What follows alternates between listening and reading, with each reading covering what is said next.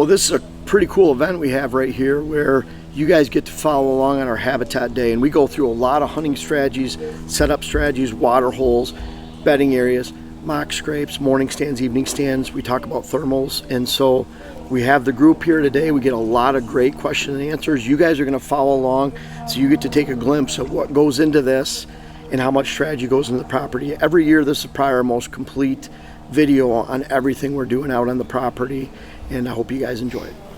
Now, a lot of clients I go to want to hunt out of blinds exclusively, and I think, you know, my average age of client, I would say 50, somewhere around there, 60. You have a lot of clients approaching retirement age, and we were just talking around this morning. Jack Turner's back there from Family Tradition Tree Stands, and we were talking about, it seems like the older we get, the more I'm even starting to migrate a little bit to ladder stands. And we still have a lot of hang-ons. We still use, we set one, you'll see it that we set yesterday. Actually, we're gonna walk by later. But anyways, with the blinds, you know, to me, it doesn't take a lot to hide them in. And I'm not saying this one's completely hidden, but at least if we can combine it with some large trunks, some brush in front of it. In fact, when you look up at the blind from down over there, if you're there and look back up, it blends in really well behind the trunks.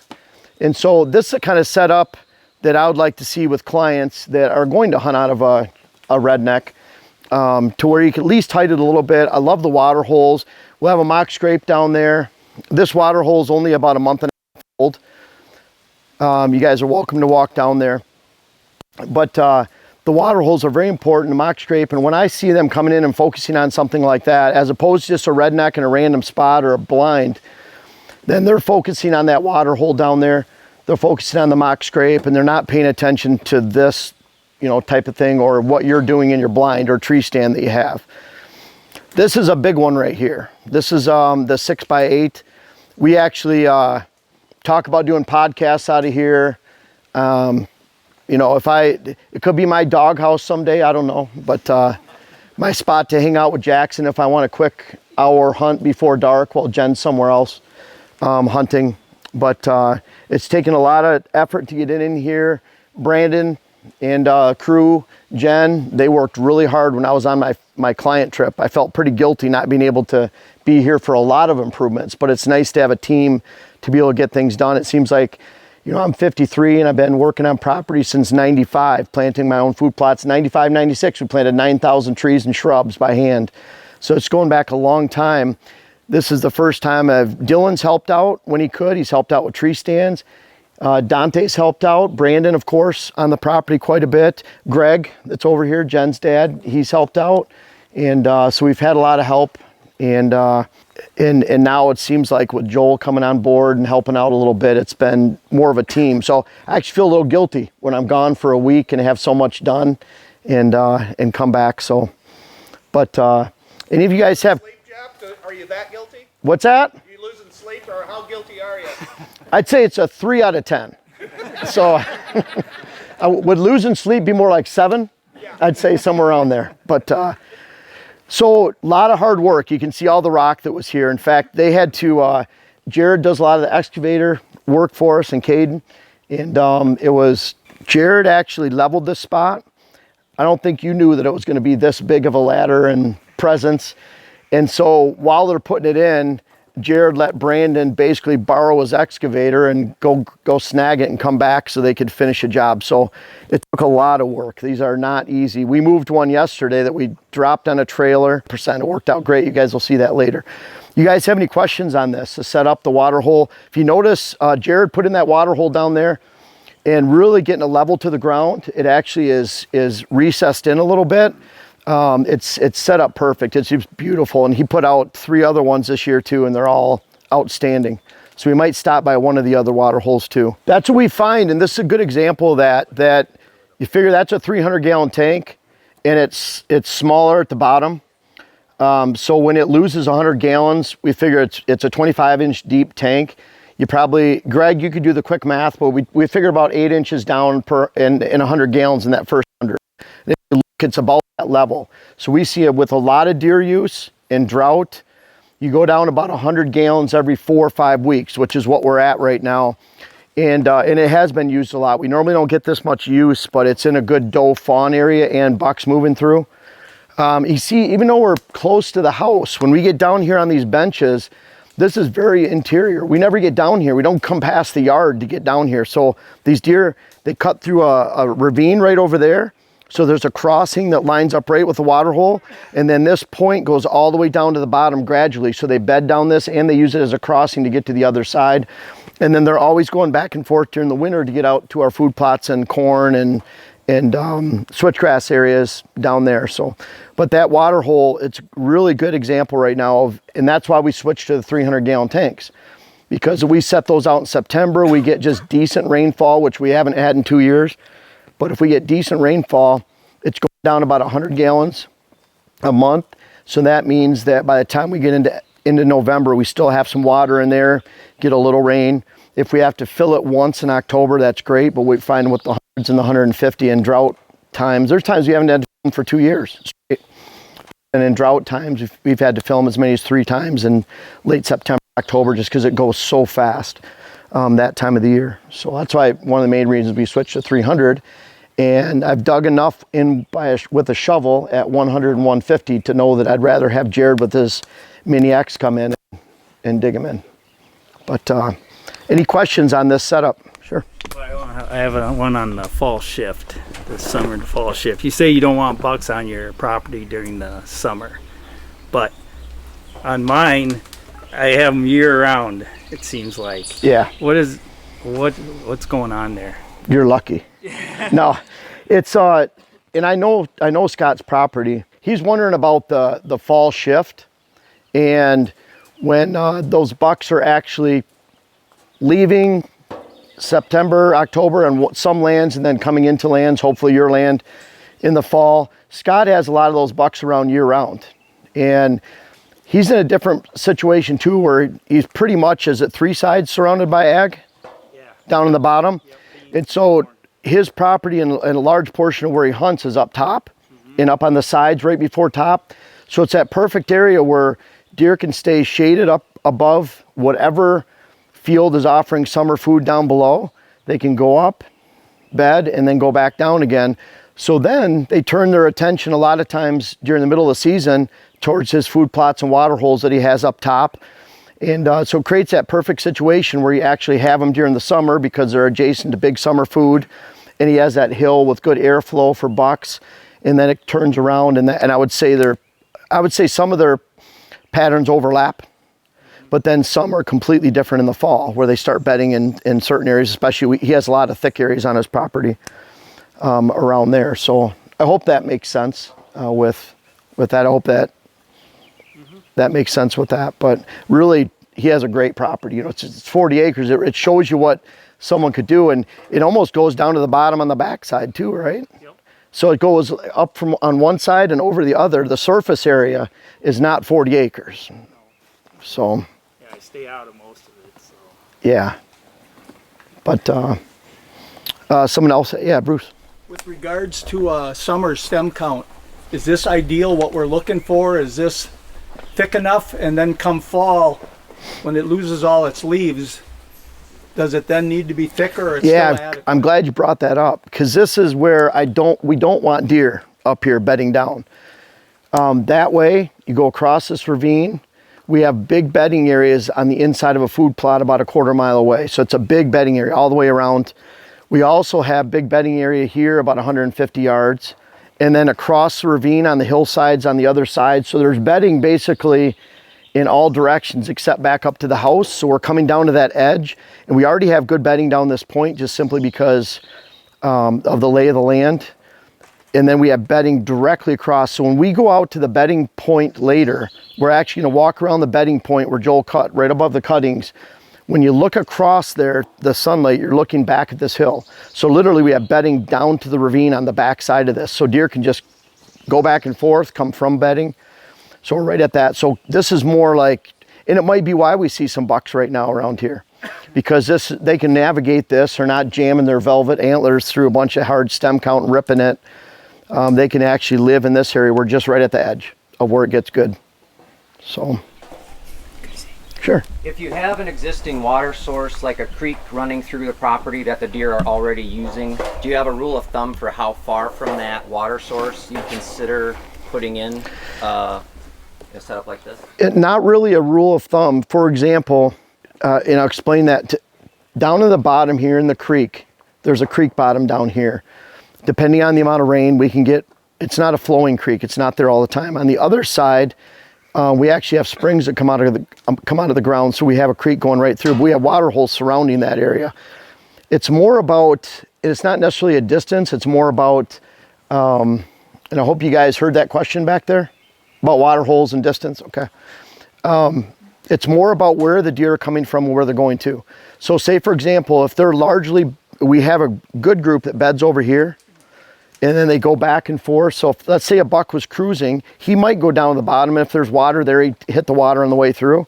But a lot of times we find, especially in hill country or a thick edge, like along in flat area where it's thick for a quarter mile on the side of a 40, they'll travel and cruise that line. And as long as that line is dry, the bedding area is dry where they're coming from, the bedding area is dry where they're going to, the food source is dry in between, then that's where you'd want a water hole. Excuse me.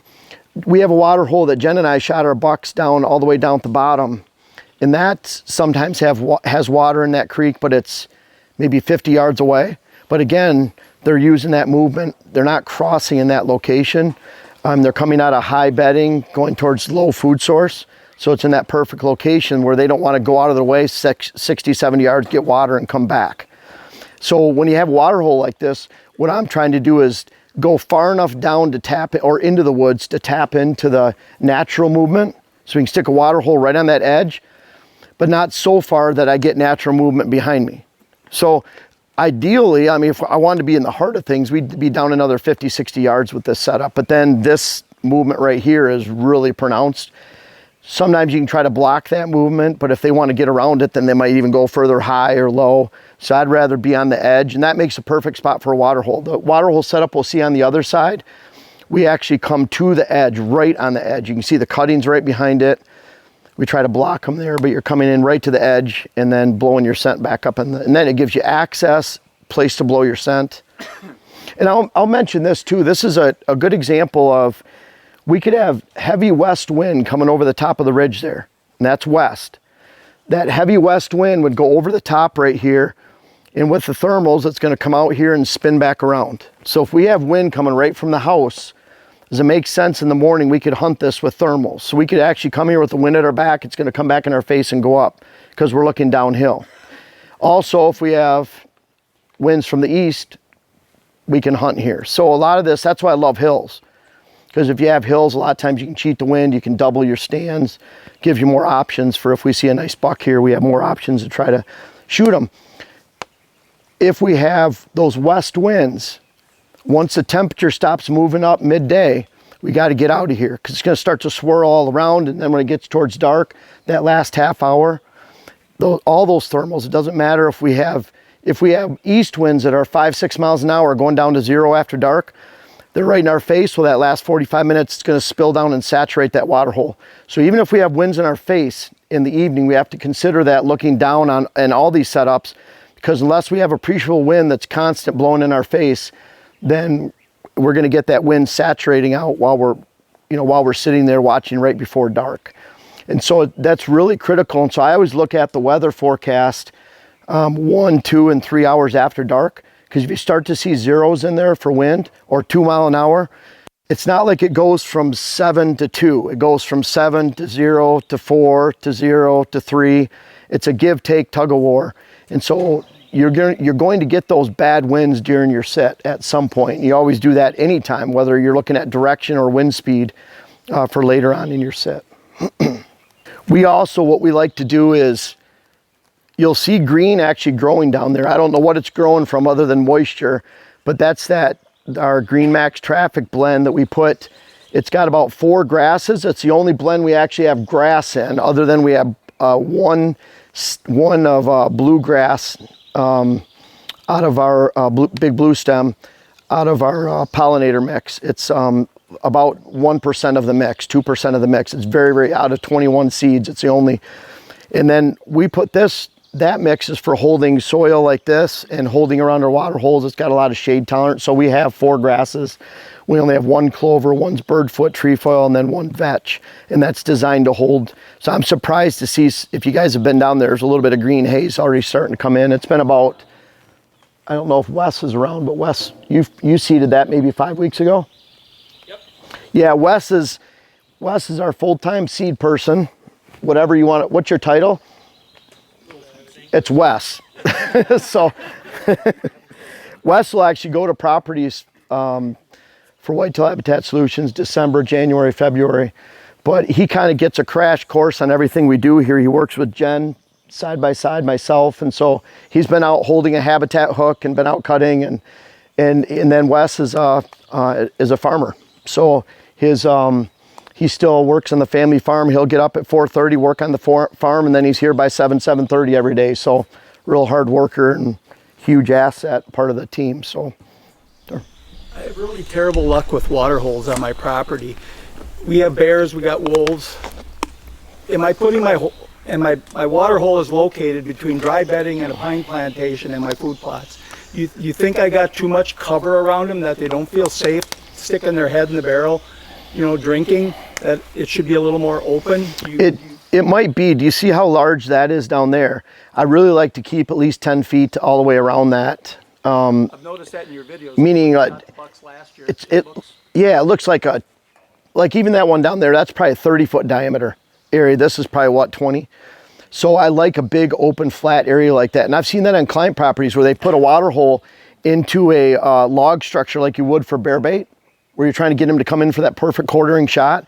That does not work. So they have a water hole here, dry, everything, and they have those logs. And then they have one over there that's flat and open like that, and they hit that one all the time. They never hit the other one. I think they just don't want to put their head, basically head in the sand, head in a hole. And that's why a lot of times, like even a natural water hole, let's say you had this bank all the way around like this and water's down here, there are circumstances where they'll hit that, but a lot of times I find they don't want to put their whole body where they can't see out, especially when you have bears and wolves. And speaking of bears and wolves, I've had clients that have had good luck they'd take plywood and put it over the water hole with some rocks on top of it. And it's not like jelly donuts for a bear where they want to rip the board off to get jelly donuts. It's just water. So a lot of times they're not ripping that plywood up, and so they're not establishing a pattern of use with those bears all summer long just for them to come back and fall for a little drink. Because sometimes they just play in them. I mean, literally on their back, just soaking. We had that in Coon Valley. Them hit those water holes. So luckily it wasn't a problem, but it's been a problem on some properties. So, sure. This is kind of something that I'm looking at doing, because I have twin boys who turn 2 next week, and I kind of want a family stand, right? Yes. So now, was this like an ideal location that you put the water hole in here because that's a good spot for it, or you want it because it attracts more critters, so more stuff for the we to look at? So we put the water hole. set up, so. What I try to do is enhance the natural movement, and then you complement the natural movement. So you're trying to lay the land is nice with all these hills, because you can say, well, they're crossing the ditch right there, and then they're going out to fields over here. They're coming up this spur to this location. So it's already a good bench to hunt because of lay of the land and topography. But then, we have cuttings on either side. We have the food over there, big food that way, about a 1/4 mile. And so then enhancing that natural movement with the water. And the problem is you couldn't, like if we have a stand, there's a possible stand location about 150 to 200 yards this way. Well, we're not gonna have another water hole there. It'd probably be a good spot for a water hole there. This one's the most interior into the woods. That one you're only going in about 20, 30 yards and then hunting a pinch point around the top of a hollow or a ditch that goes down. So you kind of pick, maybe we could have a water hole. The water holes around this edge are about 400, at least 400 yards apart, all the way around the property or more. Now if it's 40 acres low, 40 acres high, we'd put one high and low, but we're always just trying to accent the natural movement, getting right in that edge. But yeah, that'd be perfect for the boys, because then, and I don't know, we'll let the cameras tell us what bucks are coming through here, but I suspect we'll have all of them through here. Now I have to admit, this is close enough to the house that we are going to run an electrical outlet down here. and we're going to actually plug in a cattle tank heater, electric one. And I know it sounds a little extravagant. This thing is too. I have good partners, let's put it that way, or I probably wouldn't have a lot of the stuff that I do. So we're very fortunate. But that electrical, we see critters hitting those water holes even when there's ice on them in January, February. When they're open, every critter in the woods is there all winter. So to be able to put a camera on this, we'd probably put 2 cameras on it, watch it all winter. We can't wait, because we'll see every critter that's around these hollows at that water hole. So it'll be fun to watch. It'll keep it open, hopefully during December and January too. And we'll see how it works. We looked at solar panels, tried to figure out how we could do that solar, and it's really not a lot of good options out there for, yeah, bubblers that you can keep, like a pond aerator that they keep with, open with solar panels. But then that thing would be bubbling the whole time, and I think we'd lose water. I just don't think it'd work in general. So we'll see how that works. I'm doing the same thing this year. I'm about 400 feet from the house, up on a little knob, kind of a bench area where they kind of stage and then they dump off into my food plots on each side of the house. That sounds perfect. But are you going to use a floating tank heater? Because you got 300-gallon tank, and that's what I was thinking about doing, was having a floating tank heater, because electrically and stuff, it's not probably going to thaw out the whole thing, but it'll thaw out around it. It's really tough. They have those different kinds. So they have the floaters, they have the ones that sit on the bottom, and then they have the one that sits on the side. And I've talked to some farmers, and the ones that sit on the side seem to be what are the toughest stand up, but I'm really not sure. We will research that more. They're all about the same price. They're not that much. Getting the electrical here is more than, but like the solar panel options are thousands of dollars, and those koi pond heaters and bubblers, and by the time you have enough solar power to power it, it's plus there's not too many areas for solar for sun down here anyways, or then you have to have a big bank of solar panels. So, but yeah, we've been looking at different ones. There's some that specifically say that they'll keep a 300-gallon tank open for the winter. And there's other people you see online, people comment, they'll say, well, mine keeps in through the dead of winter, it keeps it open, and then it freezes over late. And then you find out they're in southern Kentucky. It's a little bit different than Minnesota. So, yeah, Minnesota. Oh, yeah. So I have a question. So our property is about the same. Got a 40-acre parcel that's up and down. Everywhere's up and down, right? So last year we put in a new stand and thought it was going to be it. Everything travels north and south, and it's in between 2 food plots. And there's a bedding area that's a natural one that's not on our property.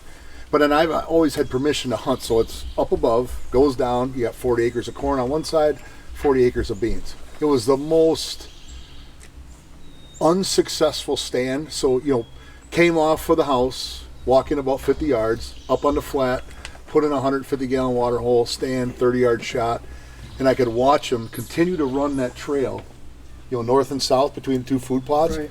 Very seldom came up for water. Camera-wise, everything, and not. How far out of the way was it of that movement? 20 yards. So not too far. Not too far. Not too far. But the only thing we were talking 20 yards about doesn't seem too bad. No, it doesn't, and it was like camera-wise. This one's right on it, like the deer trail goes right. So it's like a bench, and then it drops. A lot steeper than this. So over the years of information from yourself, from Gary, right, you used to walk halfway down that ridge. Right. Wonder why you don't see anything. Well, you blew them all up, or come in from the bottom and come up, right? So stop hunting the bottom, more, just entering 30, 40 yards in. Yeah. Added the water hole and the mock scrape. The only thing is the water hole is tight, right? There's not a lot of room around the water hole, but it was the least. I mean, every time I sat in it, I never saw a deer, and it was like the most disappointing. I wonder if it's too tight, and we just see over the years that if they're putting their head down, they can't see out. I mean, obviously they can't see out of the water hole, but if there's that big open space is not around it. Yeah. It's right on the edge where it drops, and I would watch. I could see their backs. Yeah, go by, and they're just not coming up to it. It's not coming up. So interesting. Move it interior. move it. You know, it just seemed like the ultimate. It's like, Yeah. this is the year. This is. I'd have to look at it, but it's Yeah. kind of, there's usually a reason. Yeah. So trying to not go down. You know, and I've seen two, not that this applies to you necessarily, but I've seen them in pines, stands of pines. It seems like the needles taint them, turn them sour. We had one in Coon Valley that wasn't used as much anymore. Yeah. And we had walnuts that would drop in it. And I don't think we cleaned them out successfully enough. And that would make the water. Clean some of them out. So I wonder, sometimes I think walnuts, pine needles can taint it a little bit. Okay. But typically if you take a rake to your water holes in the spring and get out any debris, then you're pretty good. Yeah. We also typically try to fill them. Wes has been around to a lot of the water holes and filled them this spring. And it's kind of like you're putting 100 gallons in, but it only needed 50. So it's flushing it out a little bit. If you rake it, clean it, then. It's the only water hole I never added water to. And 60 yards down the hill on the flat, there is an open spring. Where I used to, when I was younger, you know, you'd get just monster pictures of bucks. That might, that could be. Could that be it too, because that's more of the movement they're in. Yeah. So how do you? Out of their way. How do you try to get them to come up to that water hole, or do you step down? Do you move the stand closer to the ridge, and then try to flatten out an area, put the water hole? Yeah. I would. If they're moving right down there, I'd put it right next to their movement. Okay. And then it just takes that percentage that would have gone down to the spring down below, and if that's their natural movement anyways, you just take a much higher percentage and put them up on your water hole. Well, if you guys have any more questions? Yeah. So you got the 300-gallon tanks, right? And I realized quickly that I got to upgrade mine because mine are like 75. I'm probably going to be cursing your name when I'm hand digging these 300-gallon tanks. But what's the most efficient way to fill them up? Like IBC totes, or? We use an IBC tote on the back of our Ranger. Now can you fill it up all the way, or are you getting pretty heavy? We push it sometimes at 100, 150 gallons, like 140, 150. We would like to keep them more like 110, 100. But even then, if you don't have baffle in there and it sloshes back and forth, what we're finding is if you look at our Ranger, the tailgate doesn't fit on real well because it goes up like this. You can imagine that water hammering both sides. So we're gonna have to reinforce those brackets underneath. And then reinforce and bend them back and build it up a little bit. So you're taking multiple trips. Yeah. What would you say would be the standard limit? Yeah, I think they're rated for, I think it's right around 1,000 to 1,200 pounds, so you're probably about right there. We happen to have Polaris engineers in the house, so. But my lands that I hunt on is similar to this terrain-wise, so getting down to it and up it with the UTV, like. It's dangerous. Yeah. So, like here, we would come in straight down. And we have enough room because it flattens out where we can go to the left, back up, get rid of it, turn around, and come back up the hill. We've pulled the tracks off twice. Once specifically while we're trying to back down into a water hole that's kind of hairy, and it's dragging the front tracks down, and it yanks one of them off. So we've done so, but yeah, it's so we try to get them. You don't want to turn, is what I'm saying. So if we can, on a couple of our new water holes, literally we can just back right into the water hole, dump the water, and go straight back out. And we have the tracks on. The tracks stick out 6-8 inches on either side. They're longer too, so they're so much safer than the wheels. And so we actually keep the tracks on the Ranger because of this terrain and filling water holes for the entire year. Because we can get around with, doesn't matter the snow, we can get around our woods during the winter time. So we go on a lot of joy cruises. You know, kind of another thing too, we enjoy our land 100% of the time. We're either hunting, that's the time we don't look at the land the most. And then the rest of the year, we're out cruising on the land. Jen will ask me when I get home from a client trip, it's 10 days long, I'm on the road and I can't wait to get back, and I get home at 2 in the morning. She says, what do you want to do today? What do you want to do? It's jump in the Ranger with you and Jax and go for a cruise. And that's what I love doing. And we don't hurt the deer herd at all. You know, a lot of times we don't think the bucks are here. We were actually yesterday going back all the way back in the corner. The neighbor's property has 6 or 7 acres jutting out into the farm fields. It's only woods they have. It's all open. And it's that perfect place where you think of big bucks sitting, and then they just go out to the ag land at night, they come back in, that's all they do. Our properties, right, well, when we were coming back, we actually busted them with the machine out of their woods onto our property, and one of them was huge, just big, dark, reddish body. Couldn't tell which one it was. He's one of the big ones, 5-6-year-old. And then the third one back was a big one, but not quite as big, and the one in the middle was just junior hanging out with a couple of older guys. So, but it was pretty cool to see them, but it was that typical, they're coming out of that.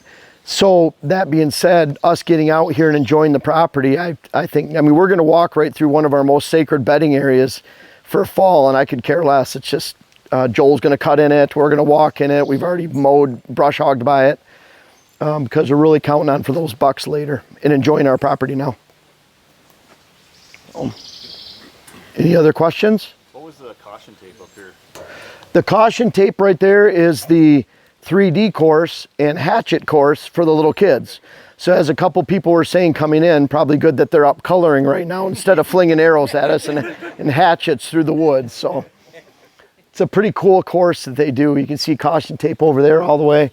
They come out, pre-mow all the trails and put the 3D targets up, and it's pretty cool what they do with the kids.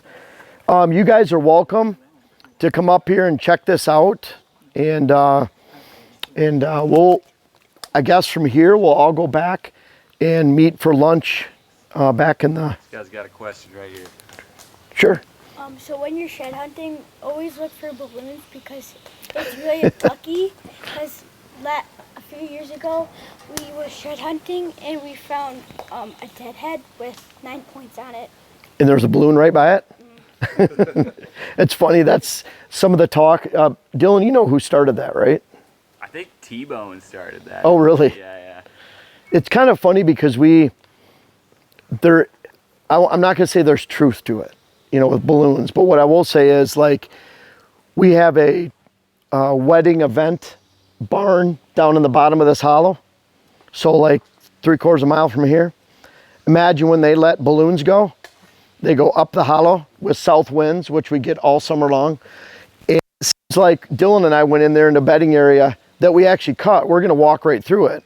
So guys, look for some balloons. But we found like 11 balloons there. Oh, yeah. It was ridiculous.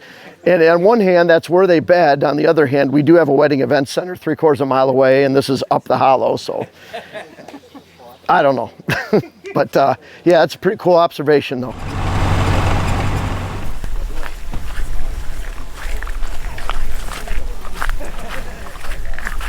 This right here is that edge habitat that's so critical, kind of that we mirrored on the other side. And what's really important is starting with, I like this long, soft edge right here. So it's switchgrass, there's a line of switchgrass right here, one up on top. We'll actually hit that line and this one with quinchloric to take out the foxtail and some of the other weeds in there here pretty soon. But switchgrass, and then we're letting this grow native in between, and then we have the shrubs. This pocket right here always holds that rooster pheasant. He flies over there, comes back and forth. This is where Dylan got him in slow-mo a few weeks ago. But really it starts back in the woods right there. I've cut that whole layer of popple, cut it out into here, complete cut, no hinge cut, and then into this sumac and apple tree area. And then we have the field edge. And so before it was just wide open woods back there. We have no structure of cover out here other than we have gray dogwood as you go back over there. So the switchgrass gives that barrier to where deer could then feel comfortable bedding right behind there. So we're trying to make sure that this whole hollow can be filled with deer from both sides. You don't have open woods going down into, or open space going down into the open woods on both sides like it was before. And then this complements everything we're doing that way. Because our first stand that we'll look at, we'll walk into the woods, go down, and we get to that stand, this bedding area is up on this hollow, and then we have more bedding area down the bottom. We're just tapping into that outside movement. So you guys feel free to walk around these shrubs at the end right here too. And you see how they're just starting to take up. And I know Big Rock, they use this paracord around the top just so there's a little bit of rigidity for that fence coming down. And but it's a pretty good setup. We have an area over there where we water. So we've unfortunately had to water once a week, 4 to 5 gallons every cutting. So we stick the hose right in there. We use the the tote in the back of the Ranger and just let it drop right into this area. So about, I forget what it's been about a minute per shrub that we have to just sit there and hold the water, then go to the next one. And so by the time we have 2 here, 4 over there, and 4 across the property, it's a good day of watering. But we have to do it. So Wes has participated in that, Jen, myself a little bit. Yeah, it's super fun. You can work on your tan. Yeah, got a good base going. Yeah. Except for my tan line. Yeah, yeah. I hope you guys understand that layering concept of all these different habitats. Really what it all equals, that was the drone. Yeah. But really what it all equals is exceptional pheasant cover, grouse on the edge right there. We have a lot of grouse around the property now, which has been awesome. Chad, you don't see many grouse around here, right? In general, no. Yeah, but these cuttings have really helped. Turkey nesting, we feel we have a lot more poult. We got a picture of 4 jakes the other day, 2 in another spot. We've seen hen pheasants dusting. We got a really nice video of a rooster all the way back on the property there. So the pheasants we're seeing a lot of pheasants scattered around the property, not just here, not just over there, but everywhere we have these solid spots of switchgrass, we're seeing pheasant, which is incredible. And we haven't planted any. They're just starting to fill up with the cover. And a lot of it has to do with the switchgrass edge that stands up for the majority of the year. It gets matted down with wet snow, but then we have all the edge habitat around too, especially all the cuttings. So we see them in the wintertime, a lot of tracks in the sumac and in the gray dogwood clusters that are flanked by the switchgrass. So it all kind of works together for all types of wildlife habitat. You guys have any questions out here? Sure. On a native area like this, you start getting overrun with thistle or burdock. What do you use on it? We haven't had that problem, actually. We have a burdock problem over here in our switchgrass field, and that just came up. We plant everything the same in different years the same way, and it just comes in sometimes. And so over there, we will take that. We've mowed. The switchgrass can outpace the burdock, but it seems like it still persists because it's so shade tolerant. This year we might take a chance of hitting it with 2,4-D. I don't like using 2,4-D because I've killed switch and stunted it. Kill young switchgrass, and then I've stunted old. It'll get black spots on it, so kind of don't do what I do type thing, but I know that it can work with the 2,4-D.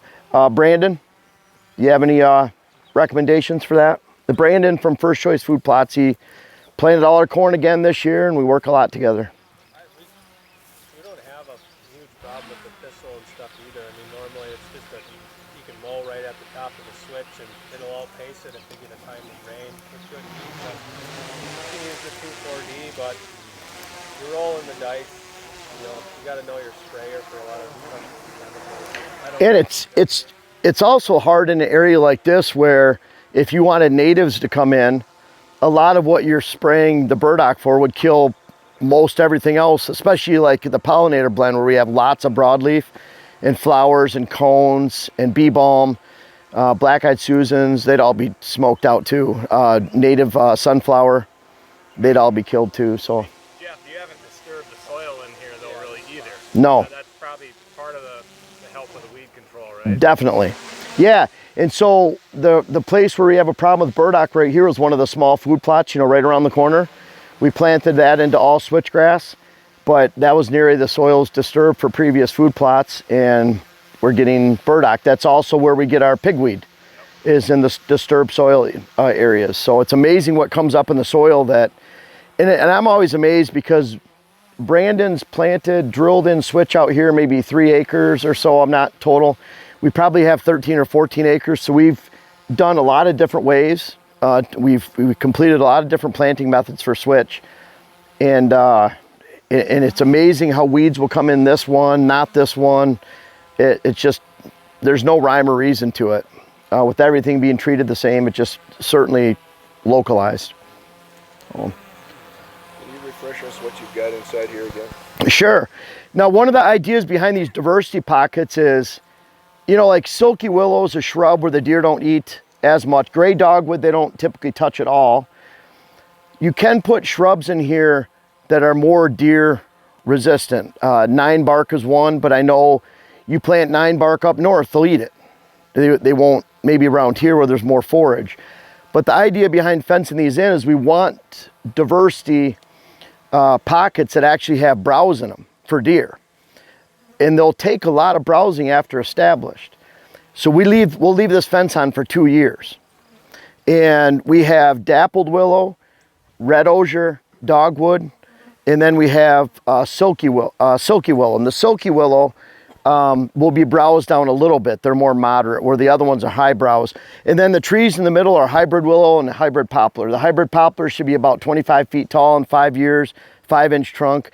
That willow will have about the same trunk, but it'll have three trunks instead of one, and a little bit less height to it. So the whole idea is we want pockets of shrubs and trees, another pocket over there, and then we still have all this diversity around it.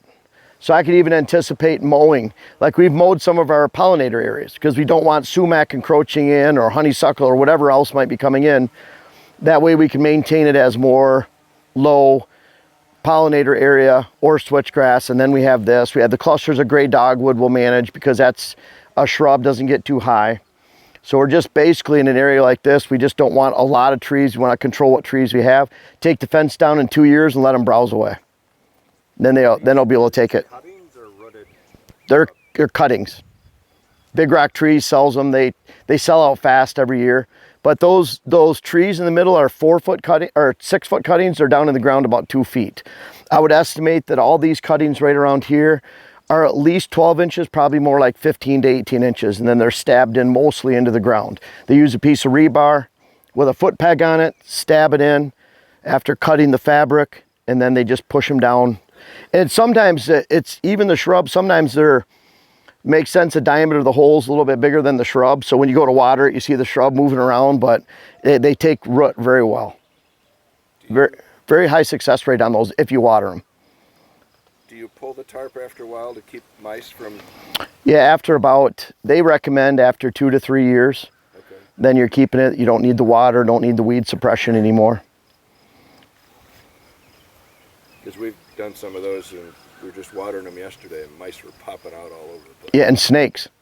I didn't see Yeah, we don't talk about that around Jen, but I'm just waiting for her to walk and see that line move under the fabric. I don't care for them either, but I'll still come out here after I see one. She did a dance last year. We were burning a bunch of garbage in the back, and there's this old tarp, and sure enough, one was inside. So when she picked it up, it uncoiled, and she did like a dance around this little woodlot, screaming. And I went over there and killed it and saved the day. So. Maybe that's why we're together. I don't know. I saved her from this little fox snake, which is actually, they're nice snakes. So, but no snake is nice when it comes to Jen. So, you guys have any other questions here? How old is this switch? This switch is second summer. So 2nd year's growth. And that's usually, we did mow this in May. And so this is that growth afterwards to set back some of the weeds, especially some of the briars that are in there. But if we mowed this again, typically we would have mowed this again maybe here in the next couple weeks, especially when we get rain. We know it's going to rejuvenate very fast. We might mow it again twice this year with this many weeds in here. But we're doing it this year with the quinchloric, and Brandon, with quinchloric, it should clean it up pretty nicely. Just a grass killer? It kills grass, but it kills broadleafs too. It does. Yeah. Brandon gave me a list of everything that it kills, but it was quite a list if you look it up. But one of the big things we have issues, see, all those broadleafs will grow a lot slower than the switch. So if you mow, you can control the broadleafs really well. As the switch will come back above it, you'll see where we mowed out in this field we'll walk by over here that has burdock in it. You can see how tall the switch is right now compared to the burdock. It's really outpacing. The foxtail is what you really have a lot of trouble with. Foxtail just consume and suck the life out of. You'll have skinnier stalks, smaller diameter, and then shorter. Right. And so they have a really, and that's even if you control it. I mean, even if you mow and let it grow back, you're not letting the switchgrass get completely shaded out and smothered. So it's real important to take care of the foxtail, and that's what we're really using the quinchloric for. When you mow, so I've mowed my switch a few times and I have a zero turn, and the highest I can get it is 4.5 inches. Is that something to concern when, you know, you have bunches of switchgrass that's already 24 inches tall? See, I don't think it's bad at all, because you'll go out a week later and the switch will outpace everything in growth. Sure. The only bad thing is if you're leaving clumps. Gotcha. So you're putting thatch on top of switch where it now can't see the sun. But even then, established switch has an incredible ability. We have some matted switch back here. When we go all the way back in the corner, we're going to drive through a beautiful switchgrass field. And that switch is probably pushing 3 feet tall right now. And you look in there and you can see some of the matting. It was so thick, it was laying on the ground, it didn't allow anything else to grow. And then the switchgrass is so powerful, it just pushes that mat up in the air. So some of it's still 2 feet high in there. It's lifted off the ground and it comes up. But that's the big thing with mowing this. You can kind of see this is about where I'd mow it. So where we're standing right now, I'd mow it down to about right here. Yeah, where you can actually get a clean cut. Right. And but then I'm not leaving a lot of garbage for it to grow through either. Sure. So yeah, I know guys that mow their switch with a zero turn almost every May. That's instead of burning, they just mow it. And yeah. So how much quinchloric per acre? It's 4.5 to 6 ounces on established 1-year-old switch like this, not the first year though. So this is the second growing season. Then the third growing season is at 6 to 8 ounces per acre. 6 to 9. So, and the big thing is you don't want to double up. It's just, so that's what I talk about. I had a client the other day that said, well, he wanted ounces per gallon. But I asked him how many gallons does it take to cover an acre with a sprayer. He has no idea. And so that's where it's so critical that you know what your actual coverage is when you're spraying. And I could say most sprayers that we use, it's about 8 miles an hour. And it's going to end up anywhere from 10.5 to 13 gallons per acre, 14 on an ATV sprayer. But it's just, you know, a guess using them for so many years. But you really have to know your coverage rate. And then you can accurately say, okay, we're going to put 5 ounces out per gallon or per acre. And know that you're not doubling up. So it'd be easy to overdo it and kill the switch? So Yes. what do you do? So yeah. With my ATV sprayer, I know it's a 25-gallon tank, and that'll cover approximately an acre. But when I get down to the last 3 to 4 inches, if you get on uneven terrain or you turn, it fizzles out, you know. Yeah. So how do you, at that point, do you just stop spraying and refill the tank and allow for what may be left in there in your new mix? So a lot of times we'll try to save our flat areas for last, but then at the same time, if the pickup hose is on one side or the other, then we'll literally circle around and drive back so that we get that full spray and get it all the way. So I like it when it's in the one corner or the other. If it's in the middle, then it just keeps sloshing around on either side. Sure. And we have to deal with all those hills around here. Right. So do you account for that when you add a new mix in there, whatever may be left in the tank? Oh yeah. Yeah, we definitely would. We'd figure out, okay, we have 5 gallons of good mix in there. We need 20 gallons and I'm killing about 2 acres with 25 gallons. Are you going really slow? 2 acres? No, I go maybe 5-6 miles an hour. So we're going about 8, and we'll get closer to 2 acres per 25 gallons with 2 nozzles. Yeah, and I'm only spraying Roundup. So, and I have the Fimco boomless. Yeah. Like the yellow ends. And the boomless is tough. Yeah. It's tough because the one in the middle kind of cuts out, so I added a wider fan. Yeah. It seems to do better. I like the wider fan on all of them instead of having the streamless or the stream go out. Thought about that, but when you have the fan on all 3, you get so much overlap then in the middle. You get a little. So in some of them you can dial, so you can turn it exactly. So a lot of times when I'm spraying, like we might have a 6-foot wide path to switch. So I need to know that I'm getting it within a foot. And so I can't just let it go 20 feet that way, 20 feet that way and take it for chance. So I like it going, I'd rather have a 12 foot wide coverage than 25, but I know exactly where I'm spraying and not going to kill something. If that spray overlaps, that's okay. It is, just a little bit, especially with glyphosate, 2,4-D. It's more when you're spraying quinchloric or 2,4-D. Yeah, because 2,4-D is a broadleaf killer, but it will kill switch when it's young. You have to wait for it to get to a certain age. And then even then, if you double up on your spray, which a lot of us do with ATV and side-by-side and UTV sprayers, it makes it a lot more difficult. Do you mow your switch every year? No, once it's established, then we don't touch it. So like you'll see in the back corner back here, we haven't touched that. And then you'll see on a power line switchgrass, when we get closer to gyms, we haven't touched that this year either. We've touched the outside, we've mowed that. But right under the power line, it's a big, probably 200 yards swath. We haven't touched that one either. So we'll go by varying degrees of what we've touched, what we haven't. Most of it we mowed. When we drive that way, we're gonna go by the big Gold Rush, we call it Gold Rush food plot. We go up and you'll see a pocket of switch on the right that used to be a food plot.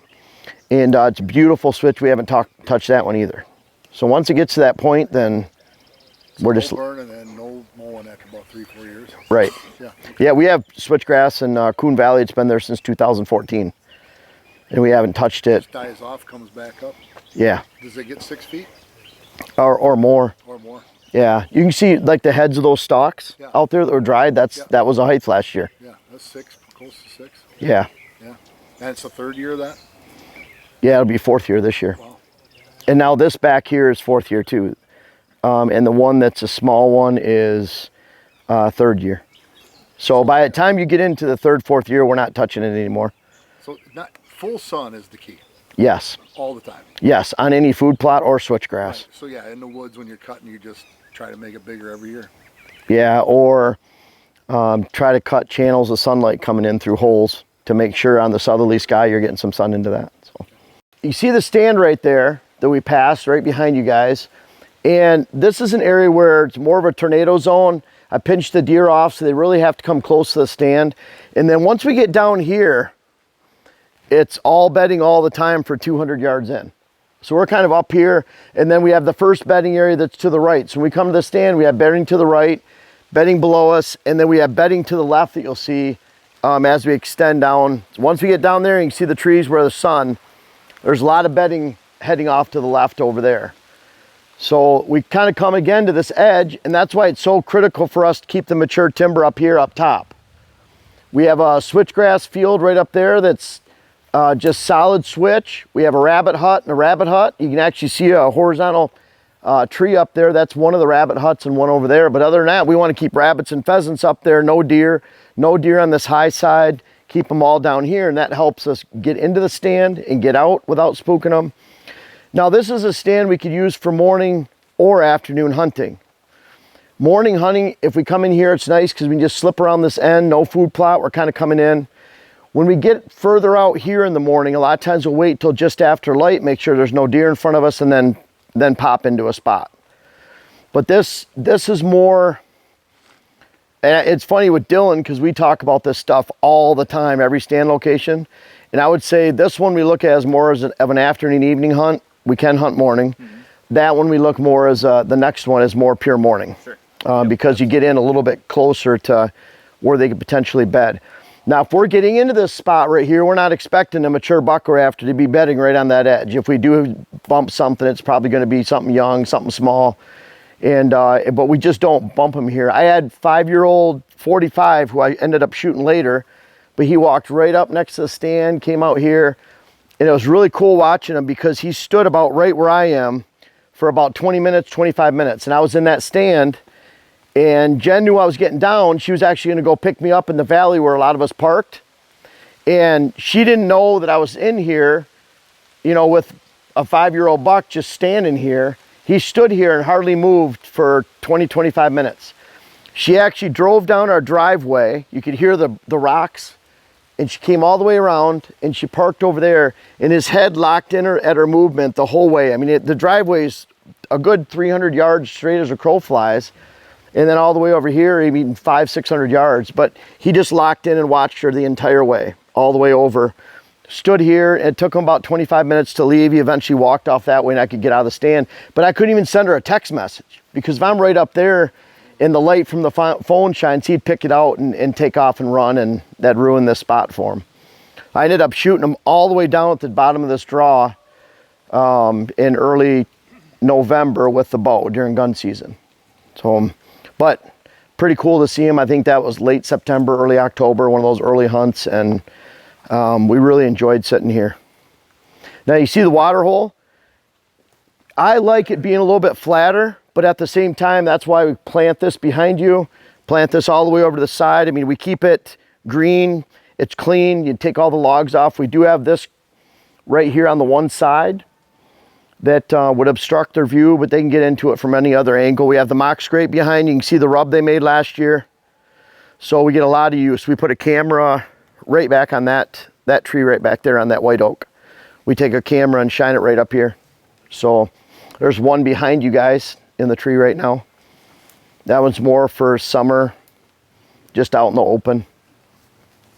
So one of my favorite spots. Have a thermal. Yeah, oh yeah, this is a good thermal. Thermal question. Yeah, it's a good thermal. You have your crest of your ridge. Yep. And you have the wind, Oh, sorry. You have your wind coming over this way. If your stand is below your bench, but yet you're high enough to be above the crest of the ridge so you're getting clean air, will that even work for a morning too, even though the thermals are coming up behind you?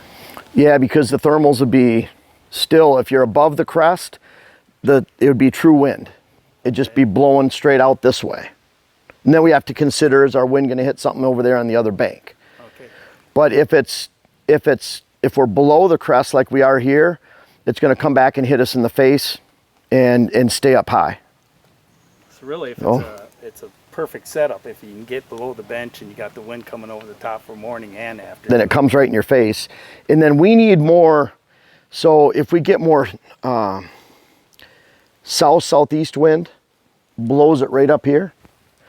If we get more wind in the afternoon that's straight west, then because of this hill, it starts to swirl around back in here because it's hitting that bank over there. We can't depend on it as much. And then if we have light winds, this is where if we have light winds and it's getting down to 0 to 2 miles an hour at night, even though the true wind is in our face, it's going to spill down and saturate this entire area. So we can only hunt this with a moderate wind in our face, or in mornings with it at our back, tail and back, or mornings. When you come down here in the morning hours, it's just, that's why all the balloons end up right down here. The thermals just come racing up this in the morning hours. Do you find deer really travel with the leeward winds? Meaning they're traveling into the wind? More like a buck traveling the ridge. You find them, they use the leeward wind ridges more than You know what's interesting? I find that if it's super windy, then they'll be out of the wind somewhere. But other than that, I see almost total disregard to, we see them using whatever ridge they're on. There's no pattern based on wind. If they're cruising that area, it wouldn't matter which way the wind's coming from, they're gonna cruise it. But when it gets into high winds, then they're down, like real high winds, they'll tuck down in the hollow.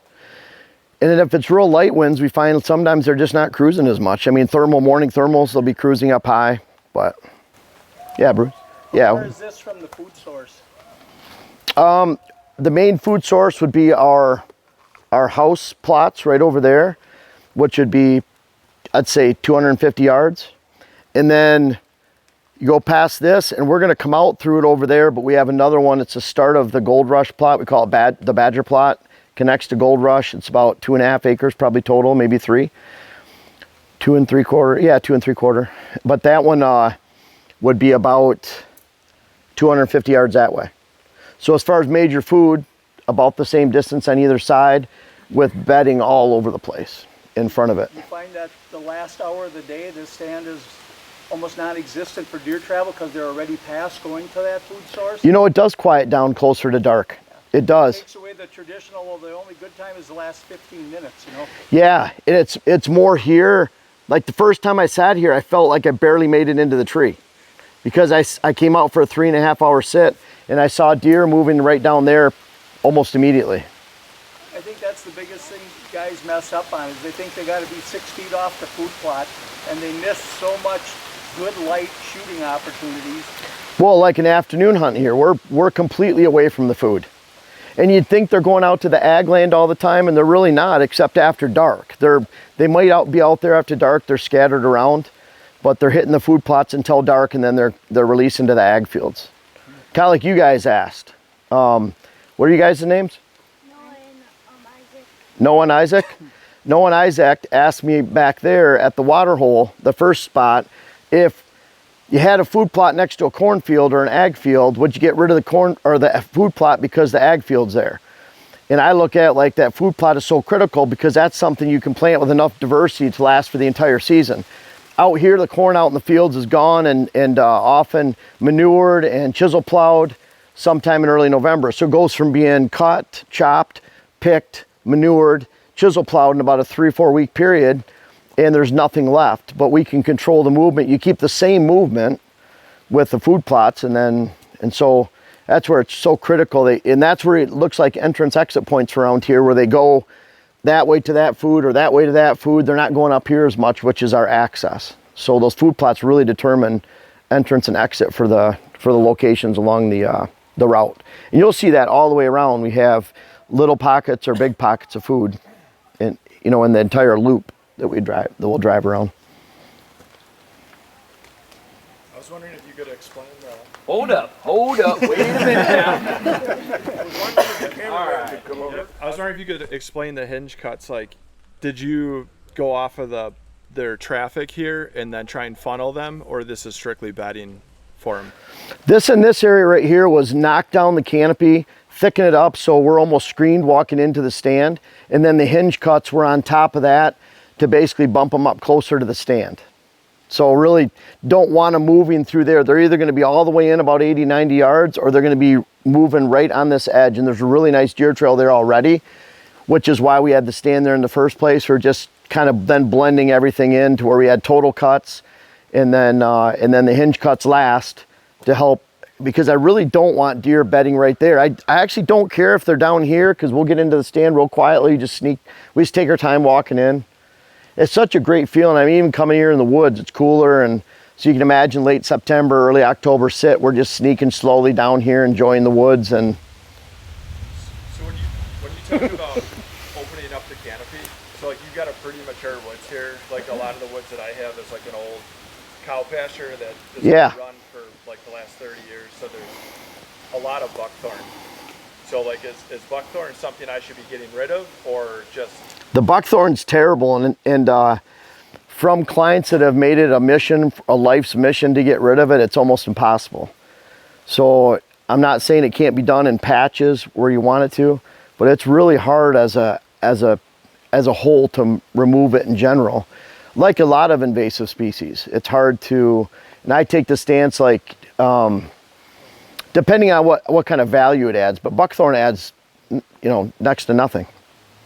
And so it can be a problem, and a lot of times you remove canopy, you get more.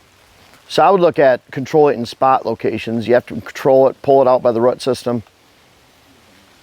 There's people that have literally, that's what they do every year. Well, I know like they can mow it and then use chemicals on it to help kill it off that way, but. Yep. Yeah, with a forestry mulcher. Yeah.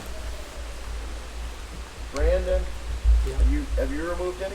Yeah, we do a lot for the DNR, like post-harvest for timber management and stuff, but you got to follow up with at least 2 herbicide treatments. The best thing is to mulch it. You disturb the soil, you get the regen from all the berries and stuff that are going to come back, and then you can herbicide it at a lot younger stage where you don't have the basal bark and stuff like that. But it's a commitment.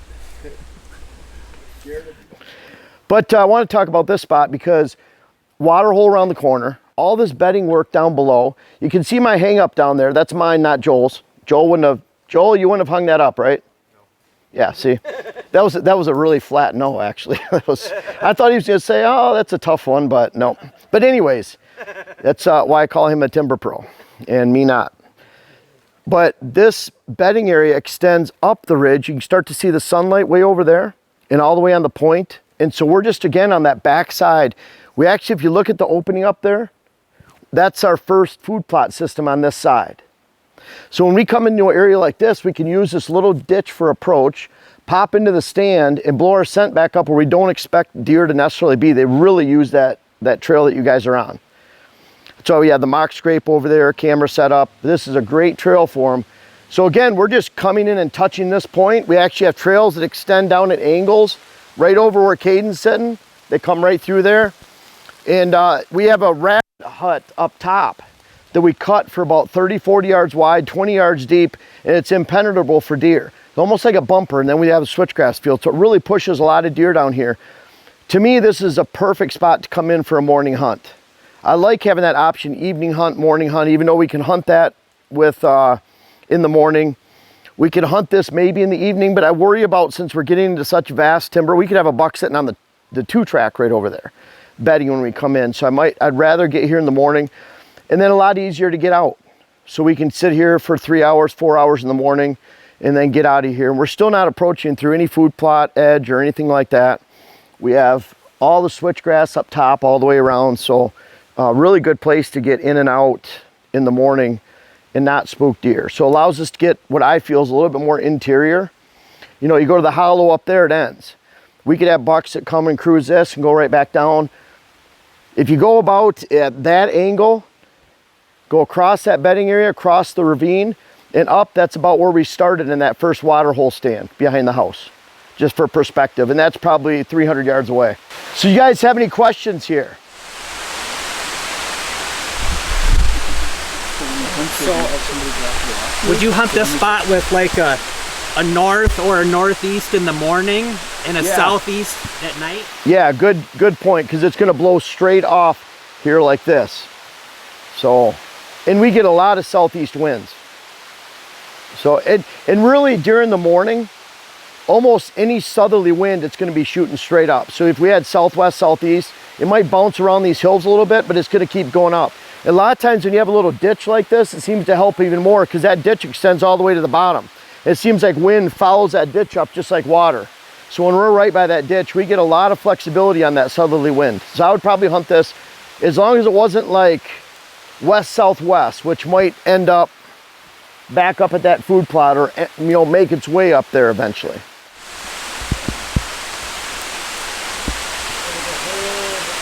Bed high thing is a myth that you hear. If the food is like on mine, I got my plots up top and then all the beans in the bottom.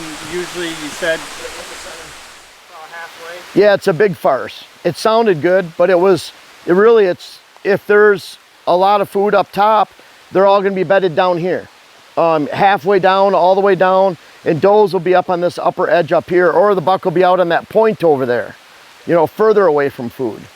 So that's why it's so important to have thick edges next to the food sources, because whether it's high or low, you want to sandwich those does towards that thick edge, and then whether it's high or low, and have the bucks be in the opposite direction. So we find they come out, they're not bedding high around here. They're definitely bedding low. And then when we get down to the bottom, the neighbor has a food source, and we find they bed more mid. And we have food up top there, food down below, so he's more in that mid area, which there's a large mid area. It's basically the bottom of this hollow down there. And the hollow widens out as it gets down there, and fingers coming in. So, yeah, good question.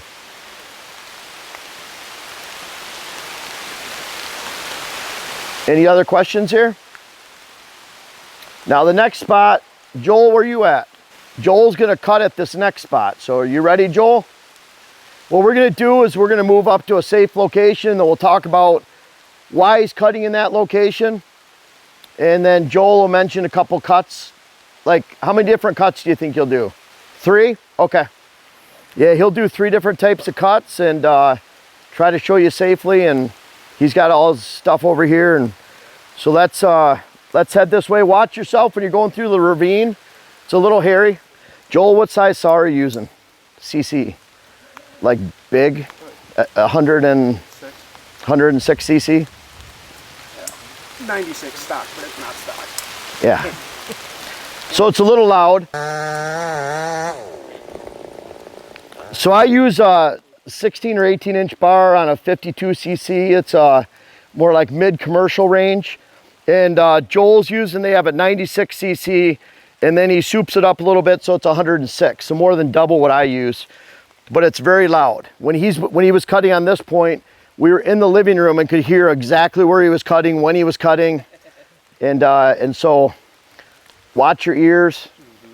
And Joel, if you want to explain, we're cutting this line out right here, or Joel is, and you want to explain what... Yeah, so basically, number one, being able to safely get the trees down is what you want to do. So don't cut anything you don't feel comfortable with. But when I come up looking at this little corner here, there's some scrub elms down there, some of these shagbark hickories. What I like to do when I go into an area is make sure I've got good escape routes.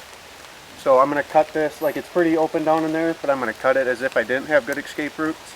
So on them smaller trees down below, I'll just put your typical hinge cut into, which is just cutting the back side, leaving the holding wood where you want the tree to go.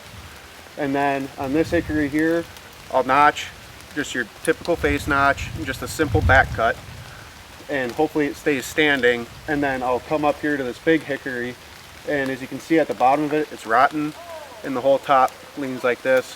For anybody who knows anything about timber, hickories are very notorious for barber chairing on people, and that's where accidents happen. So if everything goes good, I'll put a bore cut into it and then finish it with the trigger cut, and then that should take everything down at once.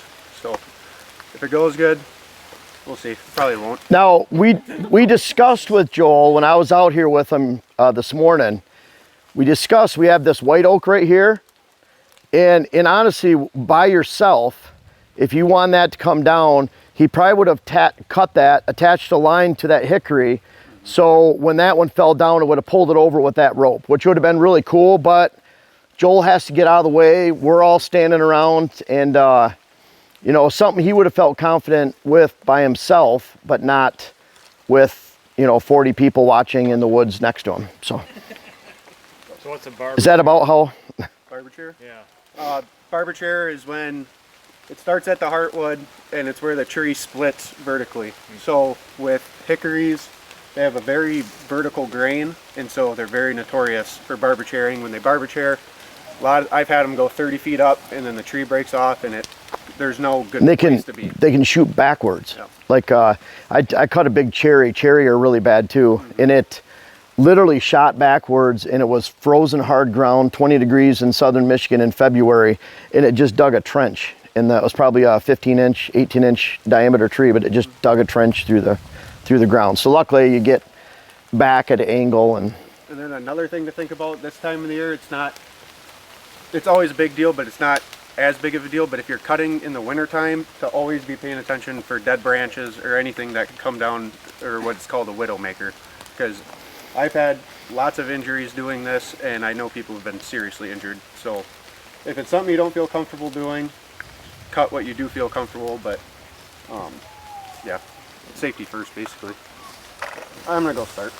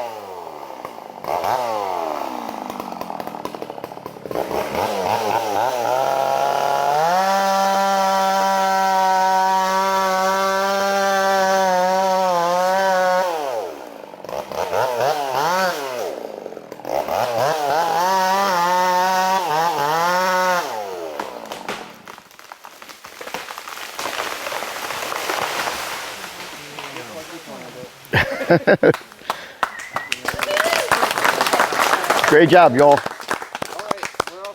Had applause after you worked? Nice job doing your job. That was awesome. Yeah, thanks. That was fast. He told me, we said, hey, what do you think this whole thing about, like 10 minutes, 20 minutes? And he's like, oh, the cutting will take like 2. So that was about what it was. And That sounds a little faster than this. than the average, yeah. It does, it does. Yeah, that was really cool, Joe. Thank you. If You guys, cover in there was a lot thicker, that's why I cut it like that. Just because I knew with this last cut, I'd have an easy way to get out of there. So, and like Joel was saying, the best way to get it down is how you get it down safely. And so, you know, a lot of people look at the perfect placement, we want it this height or this low, you know, it just get it down safely, get it cut, and then look at all that sunlight that's coming in now. And it's just an expansion. So we'll actually get thick cover all the way over here to probably 20 yards to the right of the cuts.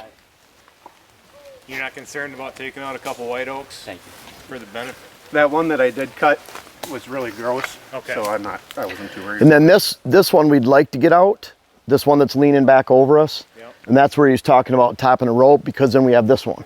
So we're getting rid of white oaks that are junk or leaners or subordinates in favor of the monsters around that are the best mass producers. And what's interesting, a lot of the best mass producers are the ones that are the highest timber value. So a lot of forestry plans would almost look at it the opposite. It's not that they wouldn't save or maintain some of your best mass producers, but a lot of times that's what they're harvesting. Where here, I don't care about timber value, it's pure wildlife. And when I say that, I really don't. I want the best timber for wildlife. So we want to save our best trees, even if they're best timber value, and for wildlife. And then we want to have a lot of open areas like this, which involves taking down some of the junk. When you're doing your cutting, as you progressed up the hill, your cuts were going higher and higher. You started hinge cutting just below your waist. A lot of it's just based off of what I see on the tree. Okay. Like this last one, yep. I don't like cutting through rotten stuff because that just adds one more. So move it up a little higher. Yep, I like to find good hardwood to cut through. Okay. Explain how that plunge cut worked and how you released that so it didn't barber chair. So, if you don't mind. Yep, what that plunge does, you make a smaller face notch on the tree, the direction that you want it to go. But with me plunging through it, that's taking the heartwood out of the tree. And typically that's where a barber chair will start at, is the heartwood. So either you have to have a really small notch, and because it was leaning so heavy and I didn't want to look like a fool, I didn't bore too much out of it, just enough to know that I could get it basically. But then leaving yourself a trigger on the backside, so you're just basically coming down and matching up your cuts, because that allowed me, because obviously you never want to cut above your head unless, just never, don't ever do it. But it allowed me to get better footing and get on the correct side of the tree to make my exit away from where the tree was coming, or falling. So, how could you tell how far to come with that without it pinching? You just watching, or? I'm feeling. I'll start to feel my chain bind down. If you log enough hours on a saw, you'll know when stuff's pinching. Like, in line work, it's always look up and live. For tree work, if I'm back cutting something, I don't like to be looking up like this, because then if a barber chair like that, I won't see it. So I like to watch my openings when I'm cutting through something. If it's gonna go, you'll see it. You'll see your back cut open up. Then you can pull your saw out and get to a safe location to watch it come down. Just for clarification too, on that cut, that bore cut that you did. So for me, I wouldn't want to see someone new trying that. That's new to chainsawing, even someone that has had a chainsaw, cuts a little firewood, they've done it for 5-10 years. How much skill or what kind of experience level would you expect someone to have before they would even make a cut like that? Really, whatever you feel comfortable with. I mean, you could watch 100 videos and then go try it just on a tree in your backyard, really, which I wouldn't advise. The only time I ever use that cut is if I'm not working for a logger on the weekends. I'll use it, obviously, for board feet, but is on heavy leaning trees. Because if you have a very heavy leaning tree, and that being a hickory and the top leaned out really bad, I wanted to do it. But if you have something like coming out of a bank like this that comes off on an angle like that, a lot of times, as soon as you can make your face notch, as soon as you touch the back side of the tree, it's just going to blow up. So I like to at least get the heartwood out of it and plunge in there, and then I know that if I can get my saw out, I can cut my trigger and it'll go safely. So. Cool. Yep. Yeah. When you're cutting these bedding areas and doing this hinge cutting, do you use any sort of a directional method? Do you hear, you know, give them escape routes, give them travel paths, you hear all these different things, or are you just using what the land gives you? Using a lot, like Joel talked about, if I'm cutting, I'm just looking at it mostly, how can I get it down safely? But a lot of times when you have a hillside like this, we're very fortunate, and Joel could speak to the percentage, but a lot of these trees are already leaning to try to get sunlight anyways. So you already have a predetermined route that they're going to go straight downhill, or a lot of them. That allows the deer to go up and down between them. So I'd prefer that. But, you know, I'd rather get the tree down safely with whatever. He can manipulate some to go, like he cut a trail in the back that down to the bottom 67 is probably almost a half mile, maybe 600-700 yards long. And he cut all the trees. So imagine on a trail, all the trees are leaning towards the trail to try to get sunlight. And he cut them all away from the trail, going all the way down with ropes and different techniques to do that. But he went all the way down so we could get sunlight to that, grow something and hold soil erosion, keep soil erosion. But that was more his manipulation, because they were actually leaning the opposite of which way we wanted to go. So I looked at that and I'm like, you know, I watched him use ropes and bounce the tree back and forth to get it to go back the way you want it to. And that's his stuff. So, but this stuff is more put a back cut on it and face cut and let it go down. So you'll see when we go through this walk here too, I cut this back in probably March. Yeah. And I would leave 15 to 20 yard buffers in between each cutting, so if a deer needed to escape route, they would have a buffer, you know, to from go one cutting to the next. And that applies to like when we're out in the woods in general, if we're making, because I said we made about 18 different cuts, we'll make our cuts and we'll separate them. So we might go through 3/4 tank of gas in the chainsaw. Well, not his chainsaw, his burns faster than mine, but we'll make like, you know, 45-minute cutting or an hour. It will clean up a little bit, and then we'll skip 60-70 yards and go make another one. And that's what we did over there. The trail acted as our border. We'd cut below, cut above, and so that way it's not just one big tangled mess. Because again, going back, we just want to get them down safely. If they happen to ball up a little bit, then. No, will you do anything else with those? You just could drop them and leave them? Just drop them and leave them. No, that'd be a great place if we want to come back. We just have so much stuff to do around here. I feel very fortunate to get done what we do, and to come back in here and plant like white spruce, white pine, I would love to. They're both shade tolerant. We wouldn't put Norway spruce back here. We put those out there. That'd be great to diversify this. They can grow and mature, and they'll eventually be the dominant tree in the area. White pine can live 400 years. So but like a red cedar would be great here. But eventually the canopy is going to close in around them. So unless it's really southerly exposed and we can keep those trees off them, then we'll walk. I don't think you guys will see them or notice them, but when we walk out on this point, there's some red cedar down on the point that would get the most sun. Now Joel dropped a bunch of trees, they'll get more sun into them, but you know, it's not very often we could do that. But other than that, yes, we're just leaving. Down in the flat down there, that 2-track we started on downhill, it extended over this and kept going. Well, that's a main route, deer come up and down. And so when I was cutting, I was very mindful of that. We had to cut out some logs, and yeah, so we had basically, looking downhill, we had a right cut and a left cut. And then when we got down there, we had a front cut and a back cut, if that makes sense. So the deer can go back and forth, and it's almost like an X down there. Not that we wanted to make an X, it was just, that's what the land gave us to make sure we could get it down safely. Well, that was great, Joel. Yeah. Really, really appreciate it. Yeah, I've been highly impressed to watch him, you know, cut. And I've been around other loggers up in the UP of Michigan, and and I think Joel, whether it was cutting power lines or whatever he had to do, he had to cut a lot of trees for what he did as a living, you know, every day away from things. And so it's different when you're a logger and you're, okay, that's going to go down here. It's not that they never use directional cutting. It's just that you really have to play. I mean, the ropes you use. Basically, if you could describe that, because that was putting a rope around the top of a tree, like going down the trail. And then it almost looks like you bounced it the wrong way to go back the right way. Yeah, as long as there's enough wood holding to where it doesn't break off. But if you can get a rope, you know, above anywhere where you're cutting, and then attach it to some sort of pulley in a four-wheeler or something, you can pull. The higher you get the rope, you can pull a tree, and it's a lot better than pounding wedges all day, because that gets pretty tiring as well. But in a situation like this, I wouldn't necessarily use them. But when I'm tipping, like you was saying, like going down a true track like this, imagine every tree growing like this, and we wanted them all downhill, so it really made my life a lot easier, I should say that. Yeah, with the rope. With the rope. Besides if the wood is rotted or not, is there like an optimal height you want to cut these at, or is it just based off the person's height?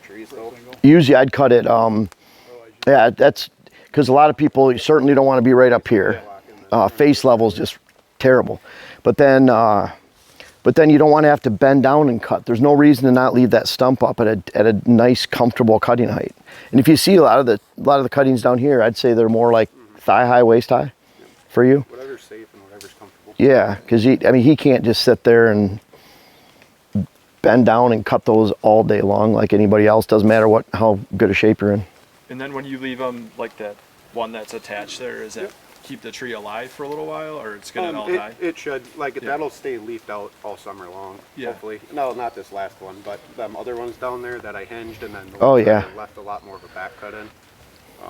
I think you need like 20 or 30% of the cambium layer to be attached still on a tree for it to at least sprout out and live. So. And part of that too, like you look at some of these cuttings, even if those cuttings are spaced out like a pile like that every 30 yards, it completely breaks up the visibility of the wood. So not only do they have the browse, but they have that side cover, which I talk about is probably, you have to have the regeneration for food, but the side cover is critical. And you'll see when we get up here on the top, when we walk back out, Joel has a lot of hinges up there. And so sometimes it's hard to keep those hinges. Like I'd prefer them to be about thigh high, waist high. There's some that are a little bit higher up there, but when you have a lot of those trees that you have to cut, they keep just layering on top of each other. So then you don't want to hinge something below what you're layering on top of, because then it creates a pivot point and it can rip that tree, depending on what it is. What would you do with like a white pine, more white pine versus hardwoods? White pine you just have to completely cut. So if like you have pockets of white pine, there's a few different strategies. If they're big and open and mature, then you could cut 2 or 3 out with being mindful of the southerly exposure. I was in a stand the other day in Michigan, and it was big open grown white pine, almost pasture grown. And where they had openings, it was full of briars and green growth, but it'd be a pocket this big. There wasn't much in there. So I wanted him to go and just knock down 2 or 3 of those pines in each one of those areas. It'd make a little mess in there, but that would, to the southerly sky, you're opening that side and you're just expanding each one of those green areas that were already in there. And if it's younger trees, you just cut more trees? Yeah, cut them out in pockets and remove them if you can. And then you want to spot spray and make sure you don't have more conifer coming in, because the conifer, the white pine, let's say that stand you kept at 50%, you kept it surrounded, and then you cut 40% out in the middle in pockets. Then the white pine becomes your bedding base cover, and then those pockets become the regeneration source for their daytime browsing. Would you put diversity pockets into those? Definitely, if you can get sunlight into them. Right. Yeah, or a lot of times you get briars coming in, you might get some kind of shrubs that are coming in, but any kind of broadleaf, yeah. If it's all burdock, I'd spray it, or thistle or something, but for the most part, you'll get what's in the soil, and it's amazing what comes up in those pockets. So it's kind of the same focus as you take a giant switchgrass field, and then you create pockets on the inside so that, and we'll probably stop. Or if you guys look, when you go past Jim, you guys look to the right on the power line, and you'll see one of the areas we put 4 more diversity pockets. We have 3 pockets of switchgrass in there. We have several lines of switchgrass and gray dogwood clusters, cherry coming up. And I know I'm missing some, but we have a lot of diversity coming in there. We just added to it, secured it on the outside with switchgrass. So. Hey folks, I really appreciate you watching, and I want to invite you to check out our main website, whitetailhabitatsolutions.com. I'm going to miss all these, but we have seed to offer, hats, articles, web classes, books, consultations, and even a new podcast. I think we have 17 podcasts out there right now for you to listen to. So we have a lot to offer. Most of all, if you don't want to buy anything, I'm going to keep offering free videos, free articles. We have over 600 articles on the site. And most of all, thank you very much for watching, reading, listening, being a part of White Habitat Solutions. If you want to check this stuff out, awesome. Links are in the description.